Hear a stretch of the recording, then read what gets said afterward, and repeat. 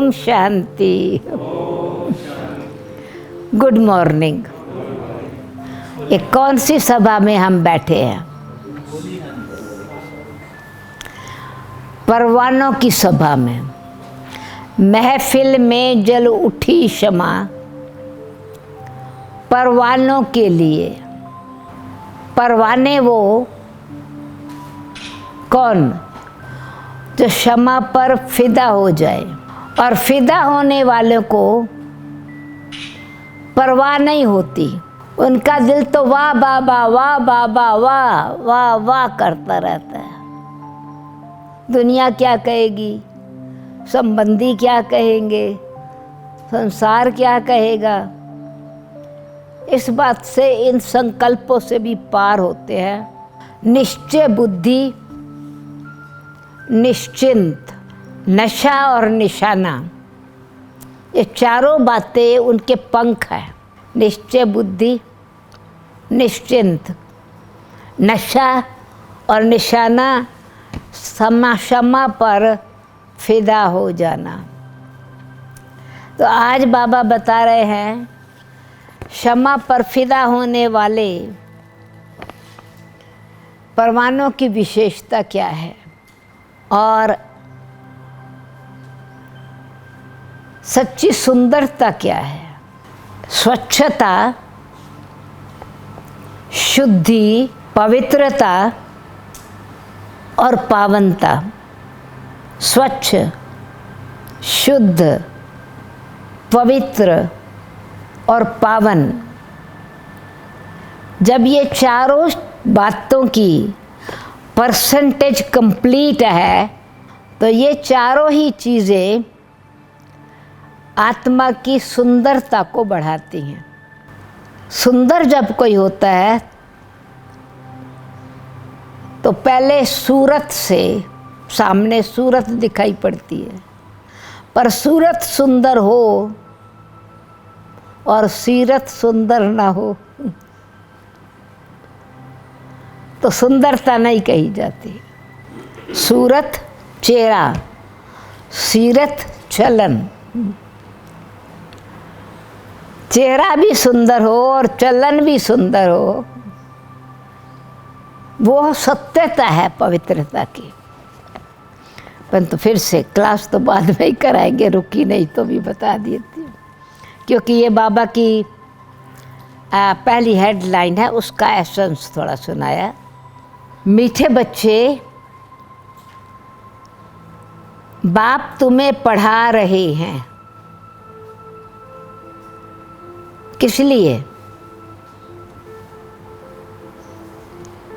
ये पढ़ाई क्या बना देती है? ये खूबसूरत बनाती है। खूबसूरत देवी देवता बनाने के लिए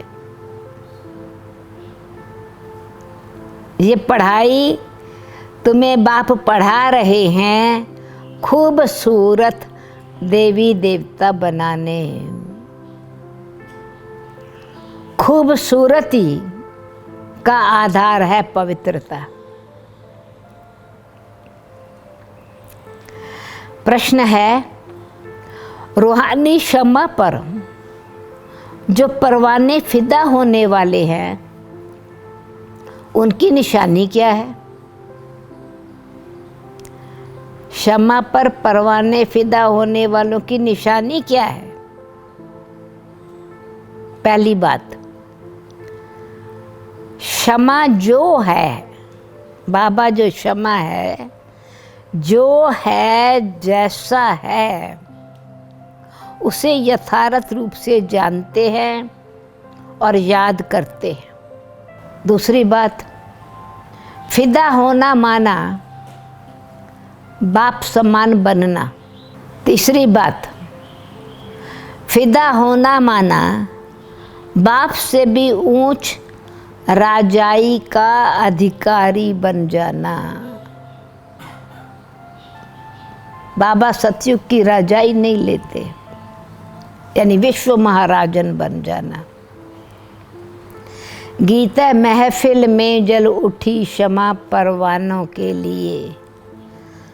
प्रीत बनी है दुनिया में मर जाने के लिए। मीठे मीठे रूहानी बच्चों ने ये गीत की लाइन सुनी? ये कौन समझाते हैं? रूहानी बाप क्षमा खुद समझाते हैं। वह बाप क्षमा भी है। ढेर के ढेर नाम रख दिए हैं। ये सब नाम क्या है, किस लिए नाम दिए हैं? नाम का अर्थ क्या होता है? इसका बड़ा नाम है, बड़े नाम है, बहुत नाम है, बड़ा नाम है, उसको कहते महिमा, स्तुति। तो ये है बाबा की स्तुति, महिमा। क्षमा भी तो कहना, ये परम पिता परमात्मा की स्तुति है ना। बाप महिमा बाप क्षमा बन कर के आए हैं परवानों के लिए। परवाने जब क्षमा को देखते हैं तो उन पर फिदा हो शरीर छोड़ देते हैं। फिर भी लाइट बन जाते हैं ना, जल गए तो लाइट ही हो गए ना। अनेक परवाने होते हैं जो क्षमा पर प्राण देते हैं। उसमें भी खास जब दीपमाला होती है, बत्तियां बहुत जलती हैं, तो छोटे छोटे जीव ढेर रात को मर जाते हैं। ये ग्रीन देखते हैं ना। अब तुम बच्चे जानते हो हमारा बाबा है सुप्रीम रूह। उनको हुसैन भी कहा जाता है। हसीन बनाने आया है। और हुसैन यानी हसीन का घोड़ा। उनको हुसैन भी कहा जाता है। वो बहुत खूबसूरत है क्योंकि वो एवर प्योर है। फिर उसकी यादगार में है कि हसीन बाबा का, ब्रह्मा बाबा फिर हसीन का रथ है अथवा घोड़ा, ऐसा बताते। तो उनके खास बाबा कहते, तुम बच्चे जानते हो आत्मा प्योर बन जाती है तो उनका शरीर भी प्योर होता है, नेचुरल सुंदर मिलता है। नेचुरल है शरीर, ब्यूटी भी सुंदर, नेचुरल सुंदरता है। शांति धाम में आत्माएं पवित्र रहती हैं। जब यहाँ आती हैं पार्ट बजाने तो सतो प्रधान से सतो रजो तमो में आती हैं। सुंदर से श्याम अर्थात इम्प्योर काली बन जाती हैं। आत्मा जब पवित्र है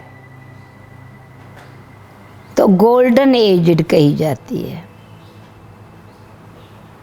शुद्ध सोना जो है वो सच्चा सोना, शुद्ध सोना, चमकीला, उसकी चमक, उसकी वैल्यू। जब सुंदर है तो गोल्डन एज्ड कही जाती है। उनको फिर शरीर भी गोल्डन एज्ड मिलता है। दुनिया भी पुरानी और नई होती है ना। वही हसीन परम पिता परमात्मा जिसको भक्ति मार्ग में बुलाते हैं, हे शिव बाबा, वो निराकार परम पिता परमात्मा अब आया हुआ है जिसको पुकारते थे। किस लिए आया है? आत्माओं को जो इम्प्योर हो गई हैं उनको प्योर हसीन बनाने। ऐसे नहीं कि आजकल जो खूबसूरत है उनकी आत्मा पवित्र है, नहीं, बस शरीर खूबसूरत है, फिर भी आत्मा तो पतित है ना। विलायत में कितने खूबसूरत बनते हैं, आर्टिफिशियल ब्यूटी। जानते हो, ये लक्ष्मी नारायण है सतयुगी खूबसूरत, गोल्डन एजड खूबसूरती। और यहाँ है वो हेवनली ब्यूटी है, ये हेल की ब्यूटी है। ये ब्यूटी हेल में ले जाती है। ये ब्यूटी खींची एक दो के फिजिकल फॉर्म का अट्रैक्शन हुआ, नरक के द्वार में गए। तो इससे फर्क है। एक्चुअली ये जो मुरली चली हुई है इसकी बैकग्राउंड है, एक उस समय फिल्म चली थी, एक मुसाफिर एक हसीना। तो बहुत सारी बाबा की मुरलियाँ मुसाफिर, दूर देश का रहने वाला आया देश पुराए, एक मुसाफिर, उस पर मुरलियाँ चली है। फिर खूबसूरती पर चली है। फिर इस पर दृष्टि की पवित्रता, क्रिमिनल आई और सिविल आई कैसे होती है। बाबा की मुरली फिर खूबसूरती से गहराई में जाते, खूबसूरती से प्योरिटी, प्योरिटी से फिर वृत्ति, वृत्ति से दृष्टि, दृष्टि से कैसे व्यवहार संस्कार। बहुत गहरी मुरलियाँ चली हैं। इस कहने में तो एक फिल्म का पोस्टर है, एक मुसाफिर एक हसीना, या कोई एक न्यूज़पेपर में या कोई ने आके सुनाया बाबा ये फिल्म चल रही है।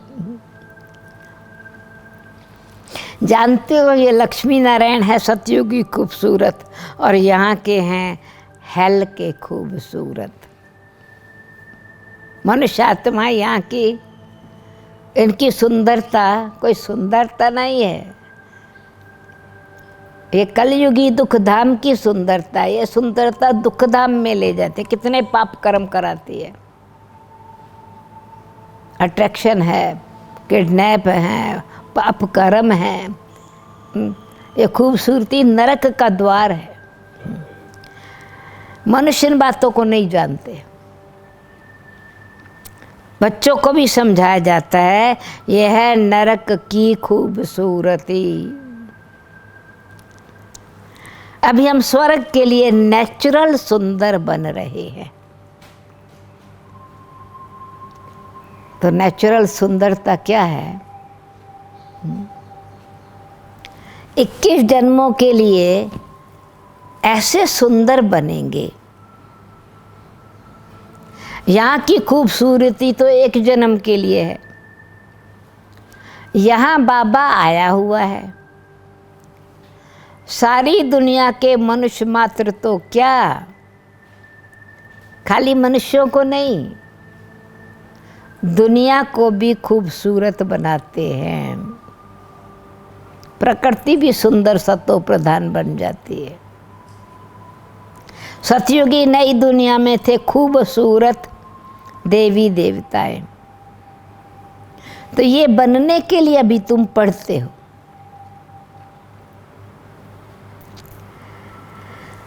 फिर से आई क्षमा की बात। बाप को क्षमा भी कहते हैं, परंतु वो है परम आत्मा। क्षमा है परम आत्मा। जैसे तुमको आत्मा कहते हैं वैसे उनको परमात्मा कहते हैं। आत्मा ज्योत है, क्षमा है, तो परमात्मा भी परम ज्योत है, क्षमा है। तुम बच्चे बाप की महिमा गाते हो, और बाप फिर तुम बच्चों की महिमा गाते हैं। तुमको मैं ऐसा बनाता हूँ, इतना सुंदर बनाता हूँ, इतना ऊंचा बनाता हूँ, जो मेरे से भी तुम्हारा मर्तबा ऊंचा है, पोजीशन इतनी ऊंची है। मैं जो हूँ और जैसा हूँ, जैसे मैं पार्ट बजाता हूँ, ये कोई नहीं जानते। अभी तुम बच्चे जानते हो। कैसे हम आत्माएं पाठ बजाने के लिए परम धाम से आती हैं। हम शूद्र कुल में थी, फिर अब ब्राह्मण कुल में आई हैं। ये भी तुम्हारा वर्ण है, ब्राह्मण वर्ण। और कोई धर्म वालों के लिए ये वर्ण नहीं है। यानी ये जो विराट स्वरूप की स्टेजेस हैं, ब्राह्मण, देवता, क्षत्रिय, वैश्य, शूद्र, इन वर्णों से तुम गुजरते हो। उनों के वर्ण नहीं होते। और धर्म वाले ऐसी स्टेजेस से, इस नाम से पास नहीं होते।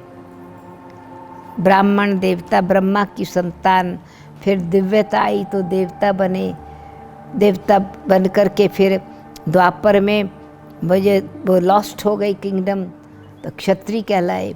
फिर भक्ति में भगवान के साथ व्यापार किया तो वैश्य बन गए। कलयुग में विकारी बन गए तो शूद्र बन गए। ये स्टेजेस कॉन्शियसली जो है, वो जो देवता धर्म वाली है उनका वर्णन है। बाकी धर्म वालों को ऐसे वर्ण नहीं होते, विराट वैरायटी स्टेजेस नहीं गुजरते। जनरल है, पवित्र से अपवित्र बने। उनों के वर्ण नहीं होते, उनका तो एक ही वर्ण है। क्रिश्चियन है, क्रिश्चियन ही चले आते हैं।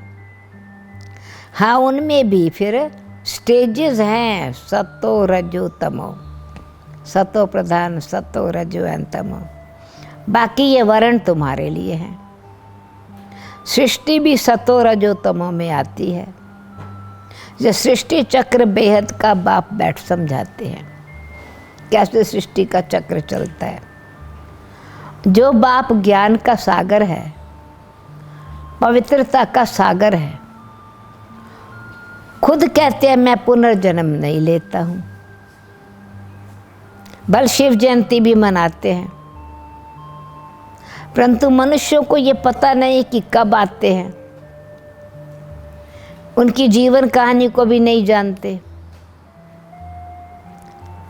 बाप कहते हैं मैं जो हूँ, जैसा हूँ, मेरे में क्या पार्ट है, सृष्टि चक्कर कैसे फिरता है, ये मैं तुम बच्चों को कलप कलप समझाता हूँ। तुम जानते हो, हम सीढ़ी उतरते उतरते तमो प्रधान बने हैं। 84 जन्म भी तुम लेते हो।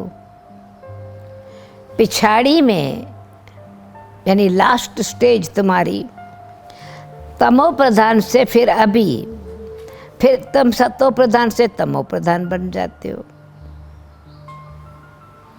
सतो प्रधान से तमो प्रधान बनते हो तो अभी तमो प्रधान से फिर सतो प्रधान जरूर बनना है। तो हम सो हम, ये देवी देवता धर्म वालों पर अप्लाई होता है। फिर बाबा कहते हैं ये सृष्टि चक्कर फिरता रहता है। अभी कलयुग है, इसके बाद फिर सतयुग आएगा। कलयुग की आयु पूरी हुई। बाप कहते हैं मैंने साधारण तन में हूबहू कल्प पहले माफिक प्रवेश किया है। फिर से तुम बच्चों को राजयोग सिखाने। योग तो आजकल बहुत है, बहुत वैरायटी प्रकार के योग है।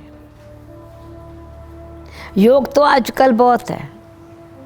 जो भी कोई सब्जेक्ट कोई पढ़ता है, उस पर उसका ध्यान हो, कनेक्शन जुटे तो वो योगी बन गया। जैसे उस पर्टिकुलर सब्जेक्ट के साथ बुद्धि का योग। तो बाबा मिसाल देते बैरिस्टरी योग, इंजीनियरिंग योग, यानी जहाँ बुद्धि जुट गई तो योग का नाम है संबंध। तो इसीलिए बैरिस्ट्री पढ़ी तो बैरिस्ट्री योग हो गया, वकालत पढ़ी तो वकालत का योग हो गया। बैरिस्ट्री पढ़ने के लिए बैरिस्टर के साथ बुद्धि का योग लगाना होता है। हम बैरिस्टर बन रहे हैं तो पढ़ाने वाले को याद करते हैं। उनको तो अपना बाप, पढ़ाई में, स्कूल में, घर में बच्चे को बाप अलग होता है, फिर गुरु अलग होता है। बाप टीचर हो सकता है पर गुरु नहीं। गुरु भी होगा तो उनको भी याद करेंगे ना। बाप अलग है, गुरु अलग होता है। तो इसीलिए जब जो बन रहे हैं ना, बनाने वाले के साथ फिर योग होता है, संबंध जुड़ता है। तो भी बैरिस्टर के साथ बुद्धि का योग रहता है। आत्मा ही पढ़ती है ना, आत्मा ही शरीर द्वारा बैरिस्टर आदि बनती है। अभी तुम बच्चे अपने अंदर कौन से संस्कार भर रहे हो? कौन से संस्कार भर रहे हैं? तुम बच्चे आत्म अभिमानी बनने के संस्कार अपने में डालते हो। आधा कल्प दे अभिमानी रहे। अब बाप कहते हैं देही अभिमानी बनो। आत्मा में ही पढ़ाई के संस्कार हैं। मनुष्य आत्मा ही जज बनती है। हम अभी तो विश्व का मालिक देवता बन रहे हैं। पढ़ाने वाला कौन? परम आत्मा। शिव बाबा पढ़ाने वाले हैं, परमात्मा पढ़ाने वाले हैं, तो कितना ऊंचा बनेंगे। वही ज्ञान का सागर, संपत्ति का सागर है। ज्ञान का सागर है, शांति का सागर है, संपत्ति का सागर है। कौन सी संपत्ति आकर के देते हैं? रतन देते हैं। बाप समझाते हैं, ये भी दिखाते हैं सागर से रत्नों की थालियां निकली हैं। ये भक्ति मार्ग की बातें हैं। तो बाप को फिर रेफर करना पड़ता है, यानी एग्जाम्पल देना पड़ता है उनका। बाप समझाते हैं ये अविनाशी ज्ञान रत्न है, ये संपत्ति है तुम्हारी। प्रॉस्पर बनते हैं, ज्ञान रत्नों से धनवान बनते हो। ज्ञान रत्नों से तुम बहुत शाहूकार बनते हो। फिर हीरे जवाहरात भी तुमको बहुत मिलते हैं। एक एक रत्न लाखों रुपयों का है जो तुमको इतना शाहूकार बनाते हैं। तुम जानते हो भारत ही वॉइसलेस वर्ल्ड था, उसमें पवित्र देवताएं रहते थे। अभी वो पवित्र थे तो खूबसूरत थे, अभी सांवरे अपवित्र बन गए हैं। तुम जानते हो भारत ही वॉइसलेस वर्ल्ड था। यह है आत्माओं और परमात्मा का मेला। अब मिलन हो रहा है सत्यम शिवम सुंदरम से, आत्माओं का मेला। आत्मा शरीर में है तभी सुन सकती है, परमात्मा भी शरीर में आता है। आत्मा और परमात्मा का घर शांति धाम है। वहां चुरपुर कुछ नहीं है, कोई मूवमेंट नहीं है, एक्टिविटी नहीं है। तो बाप कहते हैं यहाँ परमपिता परमात्मा आकर के बच्चों से मिलते हैं, शरीर सहित मिलते हैं। वहाँ तो घर है, वहाँ विश्राम पाते हैं। परम धाम में आत्मा विश्रामपुरी में है। अभी तुम बच्चे पुरुषोत्तम संगम युग पर हो, बाकी दुनिया कलयुग में है। बाप बैठ समझाते हैं भक्ति मार्ग में खर्चा बहुत करते हैं, चित्र भी बहुत बनाते हैं, बड़े बड़े मंदिर बनाते हैं। सतयुग में ये मंदिर आदि होते नहीं, वहाँ है ही पूज्य। कलयुग में है पुजारी। तुम अभी संगम युग पर पूज्य देवता बन रहे हो। संगम युग पर पूज्य देवता बन रहे हो। अभी तुम ब्राह्मण बने हो। तो वैल्यूबल टाइम कौन सा है?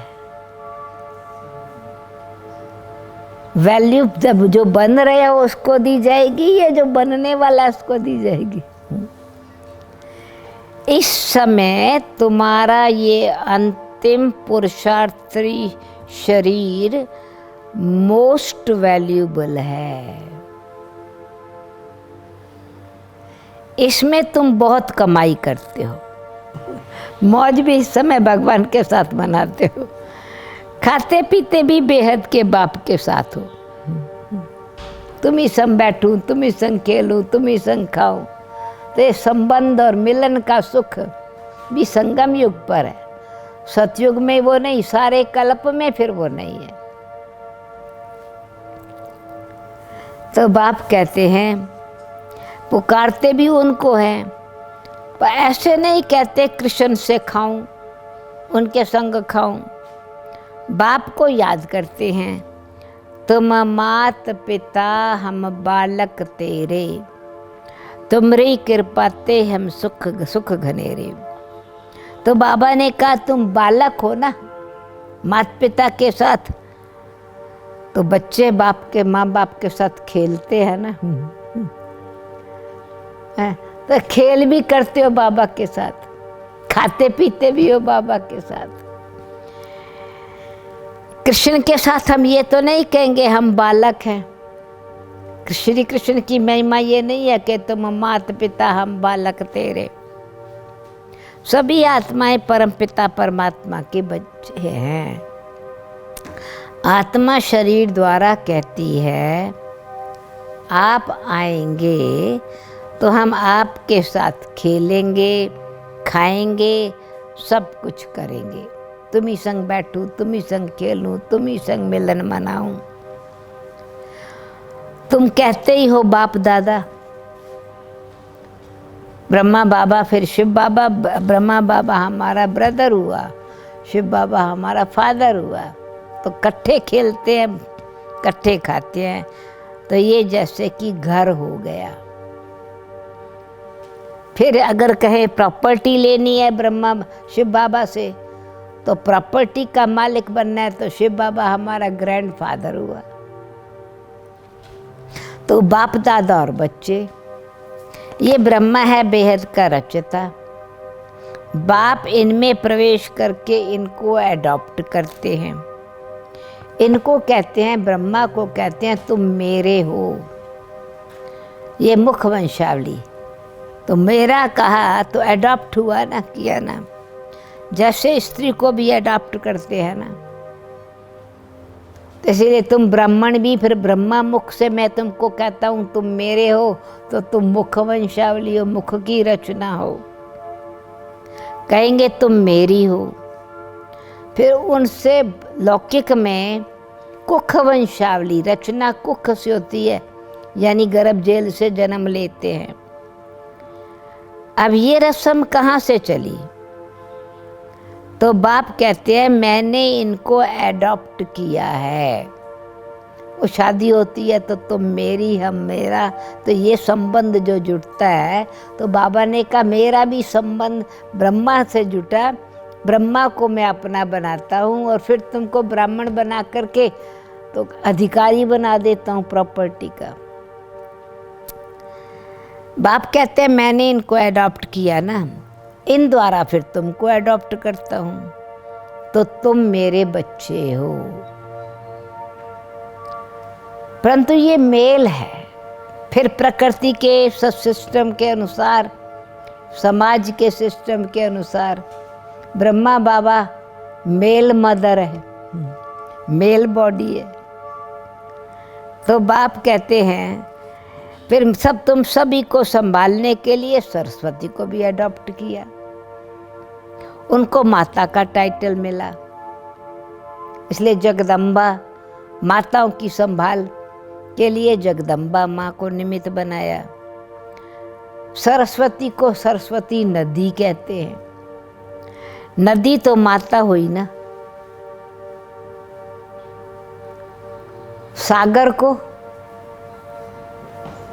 सागर को माँ कहेंगे क्या? सागर को पिता कहेंगे। नदी माता हुई, बाप सागर है। अब गंगा माँ कहाँ से निकली? नदी कहाँ से जन्म लेती है? नदी कहाँ से निकलती है? पहाड़ों से। नदी पहाड़ों से निकलती है, तो नदी पर्वत की बेटी है, ऐसा कहें? नदी पर्वत की बेटी है, नदी पार्वती है। पार्वती के नाम से तो कोई नदी नहीं है। नदी जो है वो सागर की बेटी है। गंगा नदी पर्वत की बेटी नहीं है। गंगा नदी सागर की बेटी है। सागर से बादल बने, ज्ञान सूर्य से बादल बने, बादल का पानी बरसा, पानी पहाड़ों पर बर्फ बना और पिघल करके आया, तो कहाँ किसकी बेटी ओरिजिनली किसकी हुई? बाप सागर है, ये भी सागर से निकली हुई है। और ब्रह्मा बाबा भी फिर सागर से क्या पुत्र है, इसलिए ब्रह्मपुत्र नदी है। ब्रह्मापुत्र, तो इसका सागर और उसका मेला लगता है ना, डायमंड हार्बर कलकत्ता में ब्रह्मपुत्र नदी और सागर का मिलन होता है, तो उसको डायमंड हार्बर कहते हैं। तो बाप कहते हैं ब्रह्मपुत्र नदी और सागर का बहुत बड़ा मेला लगता है, ऐसा मेला और कहाँ लगता नहीं है। तो ये भी सुंदर मेला है, ब्रह्मा और शिव बाबा का मिलन। फिर हम सब आत्माएं उस मिलन से बाबा के साथ मिलन मनाती हैं। ऐसा मेला वो है नदियों का मेला। मेले लगते हैं, प्रयागराज में मेला लगता है, गंगा जमुना का मिलन होता है, गंगा जमुना सरस्वती का मिलन होता है, तो उसको भी मेला कहते हैं। कुंभ मेला वहाँ लगता है। बाबा कहते हैं ये तो आत्मा और परमात्मा का मेला है, ये सागर और नदियों का मेला है। वो जब भी शरीर में आते हैं, ये मेला कब होता है? जब ब्रह्मा तन में आते हैं, शरीर में आते हैं। परम धाम में रहने को मेला नहीं कहेंगे, रहती आत्माएं वहाँ है, पर मिलन का अनुभव यहाँ होता है। वो भी जब शरीर में आते हैं तब मेला लगता है। इसलिए मेला लगता है, तो इस मेले से बाबा ने कहा मैल सारी धुल जाती है। ये मेला लगता है मैल निकालने के लिए, आत्मा को शुद्ध बनाने के लिए, आत्मा को पवित्र बनाने के लिए। इसलिए कुंभ मेला जाते हैं, मनुष्य आत्माएं पाप धोने के लिए जाती हैं। यादगारें बनी हुई है। भाई मेला क्या है? मेले पर जाएंगे ना पाप मिट जाएंगे, कुंभ मेला होगा ना पाप मिट जाएंगे। तो भगवान का मेला होता है हमारे पापों को खत्म करने के लिए, मैल मिटाने के लिए, स्वच्छ बनाने के लिए, शुद्ध बनाने के लिए। ऐसा मेला और कहाँ लगता नहीं है। बाप कहते हैं मैं हुसैन हूँ, कलप कलप इसमें प्रवेश करता हूँ। हसीन बनाने वाला मैं फिर हुसैन हूँ। ये ड्रामा में नूंद है। तुम्हारी बुद्धि में सारे सृष्टि चक्र का ज्ञान है। इसकी आयु 5000 वर्ष है। ये बेहद का ड्रामा है। इस बेहद की फिल्म से फिर कितनी फिल्म बनती है, बेहद की फिल्म से फिर हद की फिल्म बनाते हैं।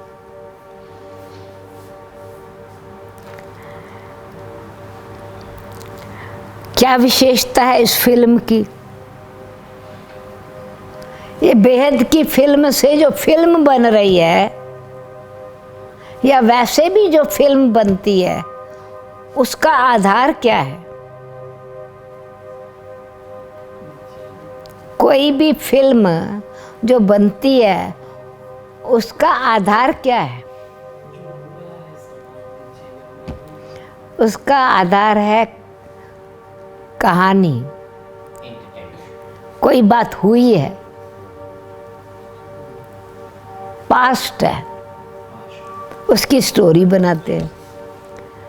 स्टोरी का फिल्म बनता है, इंसिडेंट का फिल्म बनता है, कुछ चीज़ हुई है ना। तो ये जो फिल्म है ये क्यों रिपीट होती है? कि पहले हुई है, फिर से होनी है। फिल्म बनाते हैं, जो पास्ट हो गया सो प्रेजेंट होता है, और जो फिर प्रेजेंट है वो फ्यूचर बन जाता है, जिसको फिर पास्ट कहा जाएगा। इंटरेस्टिंग है बात। अब ये थोड़ा बुद्धि चाहिए, इस बात को थोड़ा विचार करने वाली बात है। जो पास्ट हो गया सो अभी प्रेजेंट है। कब पास्ट हो गया? कब था पास्ट? कल पहले 5000 वर्ष पहले जो था वो अभी पास्ट है, प्रेजेंट है। अच्छा, ये प्रेजेंट फिर फ्यूचर कैसे हो गया? प्रेजेंट तो पास्ट हो जाना चाहिए ना। प्रेजेंट तो पास्ट हो जाना चाहिए, परंतु क्योंकि रिपीट होता है तो फिर वही फ्यूचर हो जाता है। जैसे आज सूर्य चढ़ा था, आज चढ़ा था भाई, कितना सवेरे सूरज चढ़ा, पर थोड़ी थोड़ी बरसात पड़ रही थी, था राइट। फिर ये पास्ट हो गया, फिर क्या होगा? फ्यूचर बनेगा ना। कल फिर सूरज चढ़ेगा। जब चढ़ रहा है तो ये नहीं कहेंगे चढ़ेगा, चढ़ा था। सूरज निकल रहा है। तो ये प्रकृति का नियम है। पास्ट प्रेजेंट होता है, प्रेजेंट फ्यूचर होता है, फ्यूचर पास्ट बन जाता है। उसी का नाम ड्रामा है। थोड़ा विचार करना इस बात पर। तो बाबा कहते हैं जो पास्ट है वो प्रेजेंट होता है, फिर प्रेजेंट फ्यूचर बन जाता है, जिसको फिर पास्ट कहा जाता है। फ्यूचर को पास्ट होने में कितना समय लगा? जो फ्यूचर था पास्ट हो गया, पास्ट हो गया सो प्रेजेंट होता है। पास्ट होने में कितना समय लगा? नई दुनिया में आए हुए कितना समय पास्ट हुआ? जब नई दुनिया थी उसको पुराना बनने में 5000 वर्ष। इसको कहा जाता है स्वदर्शन चक्करधारी। चक्कर घुमाओ, कैसे शुरू किया, कैसे आए, कहाँ पहुँच गए, फिर क्या बनेंगे। फिर बाबा से मिलन तभी होगा जब हम कलयुग के अंत में आएंगे। स्वर्ग तभी मिलेगा जब बाबा के बच्चे बन जाएंगे। कौन बनेंगे? जो कलप पहले बने थे। फिर से, तो फिर से पीछे नहीं मुड़ना है। फिर से सतयुग फिर से आएगा। पहले कलयुग फिर से नहीं, कलयुग को फिर से लाया तो सिर फिर जाएगा, मत्था ही फिर जाएगा। फिर से कहते हो तो स्वर्ग को याद करो। पर कई बेचारे बहुत कंफ्यूज हो जाते, अच्छा फिर मेरे को ऐसे ही बच्चे मिलेंगे, फिर मेरे को शरीर का ऐसे ही तकलीफ होगी, फिर मेरे रिश्तेदार ऐसे ही होंगे, फिर मेरे को यही प्रॉब्लम आएगी। उस फिर को याद किया तो सिर फिर जाएगा। फिर फ्यूचर, कल पहले वाला फिर सतयुग था। सिर इधर नहीं घुमाओ, सिर इधर घुमाओ।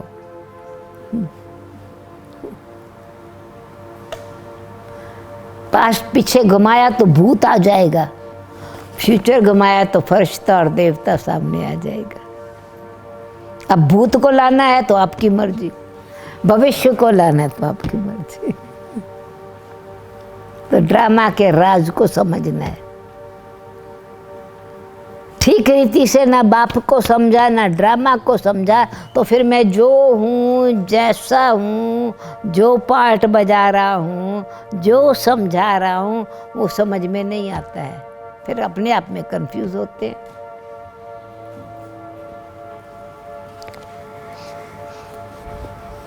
तो तुम्हारी बुद्धि में ये सारा सृष्टि का चक्र है। नई दुनिया आए कितना समय हुआ? 5000 वर्ष। तो तुम अभी हर एक स्वदर्शन चक्रधारी हो। तुम समझाते हो हम पहले ब्राह्मण थे, कल पहले वाले ही ब्राह्मण थे, फिर देवता बने। तो तुम बच्चों को अभी बाप द्वारा शांति धाम और सुख धाम का वर्षा मिलता है। बाप आकर 3 धर्म इकट्ठा स्थापन करते हैं, ब्राह्मण, देवता, क्षत्रिय। बाकी सबका विनाश करा देते हैं। वापस ले जाने वाला तुमको सतगुरु बाप मिला है। बुलाते भी है हमको सदगति में ले जाओ, शरीर को खलास कराओ। किस लिए बुलाया? शरीर को खलास कराओ माना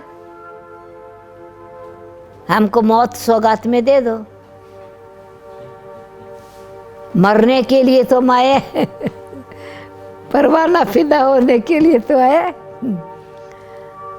घर ले जाओ तो शरीर को थोड़ी साथ में लेके जाएंगे, तो शरीर को तो छोड़ के जाएंगे। तो मरने से डरते क्यों है? वापस ले जाने वाला तुमको सतगुरु बाप मिला है। बुलाते भी हमको सदगति में ले जाओ, शरीर को खलास कराओ। ऐसी युक्ति बताओ जो हम शरीर छोड़ शांति धाम चले जाएं। तो प्रॉब्लम क्या है? शरीर छोड़ने की इच्छा नहीं है। ऐसा पक्का संस्कार है, शरीर न छूटे। कहते भी हैं कि अच्छा पता नहीं बूढ़े भी हो जाएंगे ना, कब शरीर छूटेगा, पता नहीं कब शरीर छूटेगा। हे भगवान अभी जल्दी मुझे ले जाओ, ले जाओ। और जब समय आएगा डॉक्टर जी बचा लो। अच्छा डॉक्टर कहता है ये ट्राई करते हैं, इतना पैसा और लगेगा। कोई बात नहीं, ट्राई करके देखो, बचा लो। न रिश्तेदार जाने देते हैं, न खुद मोह टूटता है। शरीर भान से इतना गहरा संस्कार है शरीर में रहने का।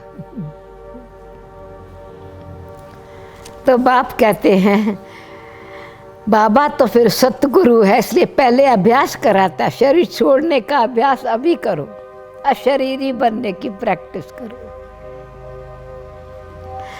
बाबा कहते हैं बाप को ही कहा जाता है गुरुओं का गुरु, कालों का काल।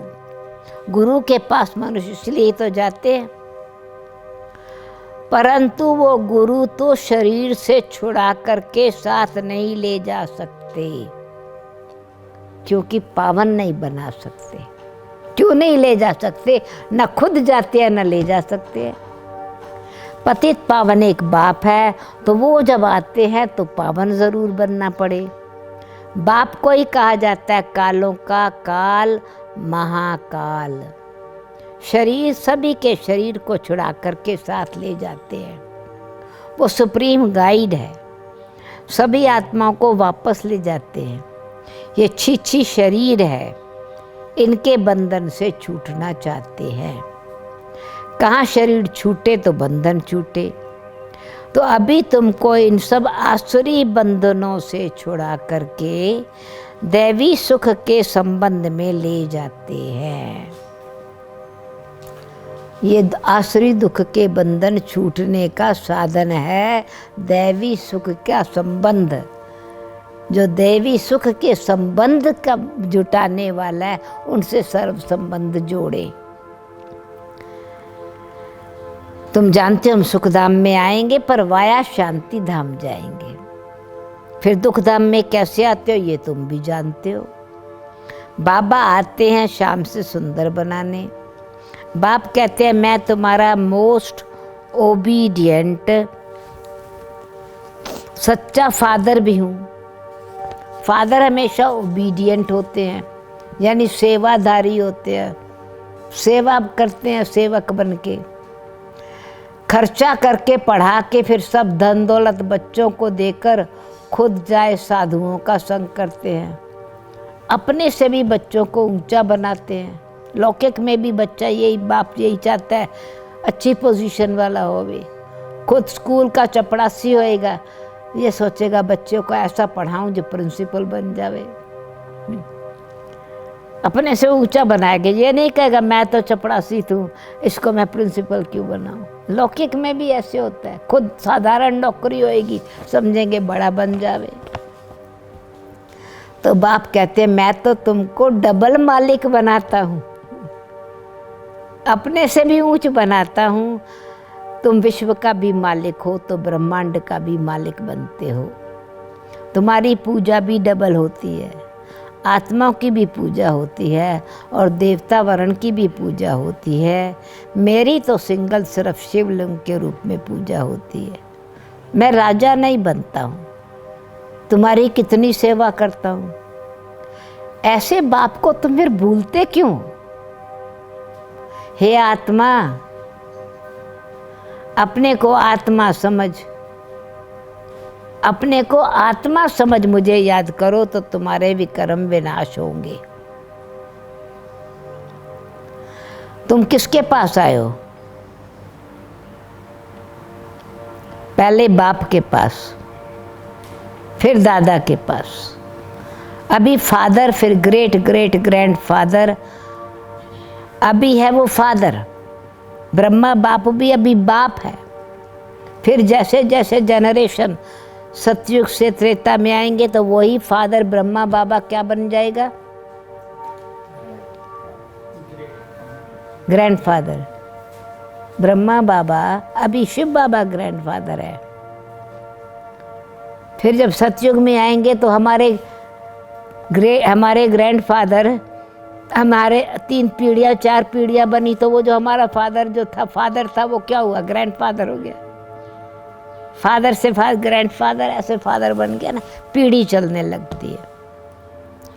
शिव बाबा कोई ग्रेट ग्रेट ग्रैंडफादर कहेंगे क्या? आ रही है बात समझ में? मीठे भाइयों, ये समझा है? शिव बाबा को ग्रेट ग्रेट ग्रैंडफादर कहेंगे? क्यों नहीं कहेंगे? तो ग्रेट है ना, क्यों नहीं कहेंगे? आंसर दो। मुरली तो बहुत बारी ये पॉइंट आई है। तो ग्रेट ग्रेट माना पीढ़ी दर पीढ़ी। परमात्मा शिव की पीढ़ी नहीं चलती है, पीढ़ी ब्रह्मा बाबा की चलती है। नरसो नारायण, नारायण का बेटा सेकंड नारायण, सेकंड बेटे का थर्ड नारायण। उसका भी बाप कौन पीछे? ब्रह्मा था ना। ब्राह्मण सो देवता बने ना। देवताओं का बाप कौन? आत्माओं का पिता परमात्मा। देवताओं का पिता कौन? ब्रह्मा। सो ब्राह्मण बने ना। इसलिए great great great grandfather Brahma को कहेंगे, सुप्रीम फादर शिव को कहेंगे। एडम, आदम, आदि देव, सारी बिरादरियां उससे निकली हैं। शिव बाबा को कोई ग्रेट ग्रेट ग्रैंडफादर कहेंगे क्या? नहीं। वो ग्रेट ग्रेट किस लिए है? क्योंकि हमको ग्रेट बनाते हैं। ग्रेटेस्ट है पर ग्रेट ग्रेट ग्रैंडफादर नहीं है। आई समझ में ये बात? तो अभी फादर, अभी वो फादर है, फिर ग्रेट ग्रेट ग्रैंडफादर होगा, फिर आदि देव एडम, यादगार बन जाएगी। एडम, आदम, आदम बाबा तो मुसलमानों का भी, तो क्रिश्चियंस का भी, हिंदुओं का भी वो ग्रेट ग्रेट पीढ़ी काब से चली? संगम युग से चली। पत्ते टहनियों का ग्रेट ग्रेट कौन? जड़ है ना। वृक्ष का बीज अलग है, पर उसमें से जो तना निकला उसमें से टहनियाँ निकली। इसलिए ब्रह्मा को ग्रेट ग्रेट ग्रैंडफादर कहे। हर बात में तुमको ऊंच बनाते हैं। ऐसा बाबा मिलता है, फिर तुम उनको क्यों भूल जाते हो? भूल जाएंगे तो पावन कैसे बनेंगे? बाप पावन बनने की युक्ति बतलाते हैं। इस याद से ही खाद निकलेगी, खोट आत्मा की निकल जाएगी। बाप कहते हैं, मीठे मीठे बच्चों, मेरे लाडले बच्चों, दे अभिमान छोड़, आत्माभिमानी बनना है, पवित्र भी बनना है। काम महाशत्रु है। अब एक जन्म मेरी खातिर पवित्र बनो। लौकिक बाप भी कहते हैं ना, कोई गंदा काम नहीं करो, मेरी दाढ़ी की लाज रखो। परलौकिक बाप भी कहते हैं, मैं पावन बनाने आया हूँ, पावन बनाने आया हूँ, तुम काला मुंह मत करो, नहीं तो इज्जत गवाएंगे। सभी ब्राह्मणों की और बाप की इज्जत गंवा देंगे। लिखते हैं, बाबा हम गिर गया, काला मुंह कर दिया। बाबा कहते हैं, मैं तुमको हसीन यानी सुंदर बनाने आया हूं, तुम फिर काला मुंह करते हो। तुम्हें तो हसीन बनने का पुरुषार्थ करना है। अच्छा, मीठे मीठे सिकी लद्दे बच्चों प्रति मात पिता बाप दादा का याद, प्यार और गुड मॉर्निंग। रूहानी बाप की रूहानी बच्चों को नमस्ते।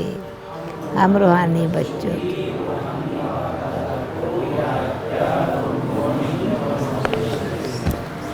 धारणा के लिए मुख्य सार, ये अंतिम पुरुषार्थी शरीर बहुत वैल्यूबल है।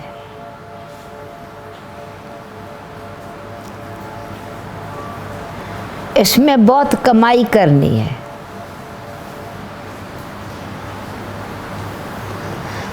बेहद के बाप के साथ खाते पीते खेलते सर्व संबंधों की अनुभूति करनी है। माता पिता बंधु सखा, अब घर जाना है, न्यारे होके रहना है। ये पुरानी दुनिया खत्म होनी है, तो घबराने की क्या बात। तैयार बैठे हैं,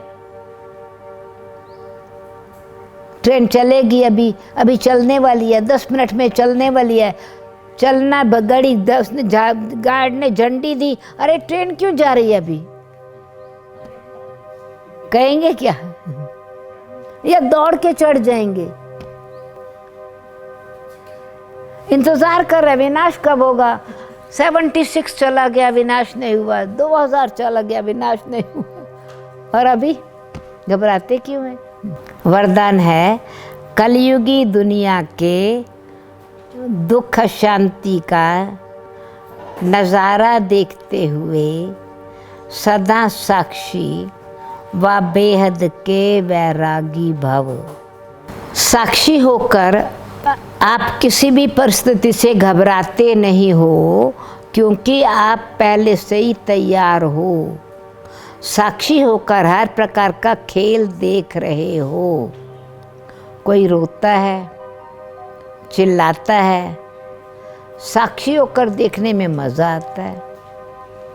जो कलयुग की दुनिया के दुख अशांति का नज़ारा, जो बच्चे कलयुगी दुनिया के दुख और अशांति का नज़ारा साक्षी होकर के देखते हैं, वो सहज ही बेहद के वैरागी बन जाते हैं।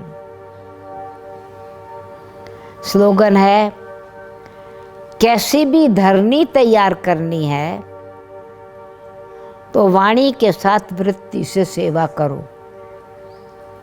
कैसी भी धरनी तैयार करनी है तो वाणी के साथ वृत्ति से सेवा करो। क्या मतलब है इसका?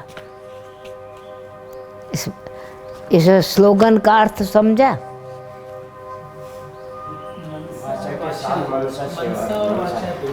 कैसी भी धरनी तैयार करनी है, किस लिए? कौन सी धरती?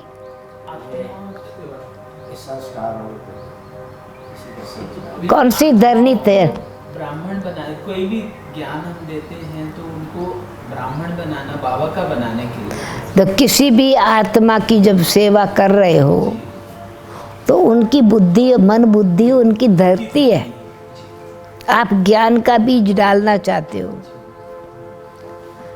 पहले से उनके प्रति शुभ भावना, शुभ कामना की वृत्ति रखो। तो जो है फिर वो सफलता मिलेगी। इसीलिए वाणी से जो ज्ञान सुना रहे हो ना, सुनाने से पहले वृत्ति में ये शुभ आत्मा है, ये ब्राह्मण आत्मा है, ये बाबा का बच्चा है, ये सतयुगी संस्कार वाली आत्मा है, तो पहले से धरती तैयार करो। जैसे धरती को तैयार किया जाता है तब बीज डाला जाता है, तो वाणी बोल है बीज। धरती है उनकी बुद्धि और उनका मन बुद्धि संस्कार, उसमें शुभ भावना भरो, तब ज्ञान दो। फिल्म देखते हैं ना, तो फिल्म को देखने के लिए आप सामने बैठे हैं, कहाँ आग लग रही है, कहाँ किसी को जेल में डाल रहे हैं, कहाँ किसी को पुलिस पकड़ करके ले गई है। अरे ये क्या, एक सीन अगर आपने देखा आपको क्वेश्चन उठेगा, कितने निर्दयी है, क्यों मार रहे हैं उसको। अगर आपने फिल्म देखी, जेल में क्यों डाला, आपको पीछे का कहानी पता है, आप कहेंगे इसलिए डाला कि ये पाप कर्म करना बंद कर दे। अरे चोरी की थी, किसको कत्ल कर दिया था, औरत को कत्ल ना करे, और को शूट ना करे, पुलिस पकड़ के ले गई, क्यों क्वेश्चन नहीं उठेगा। किसी भी प्रकार का कोई भी सीन अगर एक देखते हैं और डिटैच होकर के नहीं देखते, फुल नहीं देखते, तो क्यों क्या क्या क्वेश्चन उठता है। फिर ये बेहद का नाटक है, हर सीन मीनिंगफुल है, तो इसीलिए आप डिटैच होकर के देखते हैं। उस समय वो फिल्म है, एक्ट जो हो रही है, आप उस एक्टर के साथ खड़े होकर के एक्ट नहीं करने लग जाते। फिल्म में खुशी में नाच रहे हैं, वहाँ डांस हो रहा है, आप स्टेज पर खड़े होकर के डांस नहीं करने लग जाते, साक्षी होकर के देखते हैं पर खुश हो रहे हैं। तो ऐसे बाबा कहते हैं जब ये बेहद का नाटक है तो आपकी बुद्धि में ड्रामा का राज है। और साक्षी दृष्टा माना आदि मध्य अंत का ज्ञान और बाबा का साथ साक्षी बनाता है। ऑब्जर्वर यानी कोई सीन आप बेहद के नाटक में शुरू से लेके अंत तक की कहानी को जानते हैं तो आपको दुख वाला सीन का इतना दर्द नहीं होता, कारण पता होता है। तो ऐसे हमको ये पता है कि पुरानी दुनिया में हाहाकार दुख शांति क्यों है, तो बाबा कहते तुम तो साक्षी दृष्टा होके देखो, तुम्हारी तो चढ़ती कल है, वो हाहाकार कर रहे हैं, तुम जय जयकार कर रहे हो, तो वो क्या देख रहे हैं, सब कुछ खत्म। हम क्या देख रहे हैं, फिल्म को पूरा फिल्म जानते हैं, सब कुछ मिलने वाला है, कौड़ी जा रही है, हीरा मिल रहा है, पुरानी दुनिया जा रही है, नवी दुनिया आ रही है। वैसे किसी की झोपड़ी हो, कोई पुलिस आकर के तोड़ देवे, अरे क्या पुलिस कितना निर्दयी है, आपको पता है उनको अलर्ट हो गया है, अपनी ज़मीन पैसा भी मिल गया है और वो वहाँ पर पक्का मकान बनाएंगे। आप हाय हाय करेंगे, आपके हाथ में पैसा भी आ गया, आपके अलॉट आपके नाम हो गया और अभी आपकी झोपड़ी को वो पुलिस वाले आके तोड़ रहे हैं। हाय हाय क्यों तोड़ रहे हो, करेंगे क्या? कहेंगे जल्दी तोड़ो, हमको मकान बनाना है यहाँ पर। जमीन वही है, वो कहते हैं इसी जमीन पर बनाना है, पर ये झोपड़ी खराब है, रहने लायक नहीं है, पक्की बिल्डिंग बना लो। ज्ञान है आपको आदि मध्यंत का। तो ये विनाश का नजारा हाय हाय करने वाला नहीं, ये तो वाह वाह करने वाला है। घर जा रहे हैं, नवी दुनिया बन रही है। इसलिए बाबा साथी है, बाबा को साथी बना के ज्ञान का नेत्र खोल करके सृष्टि की आदि मध्यंत की लाइट उसमें भर के, इसको कहते हैं साक्षी दृष्टा। ऐसे नहीं कि आँख खुली लाइट नहीं है। फिर वैराग्य, अटैचमेंट नहीं है उससे, इंटरेस्ट ही नहीं है उसमें पुराने में, तो बेहद के वैरागी बन जाएंगे। क्यों? कि नवी दुनिया से अनुराग है, प्यार है, आने वाली दुनिया से राग है, प्यार है, पुरानी दुनिया से वैराग्य है। इसलिए साक्षी दृष्टा होके देखना है। ओम शांति।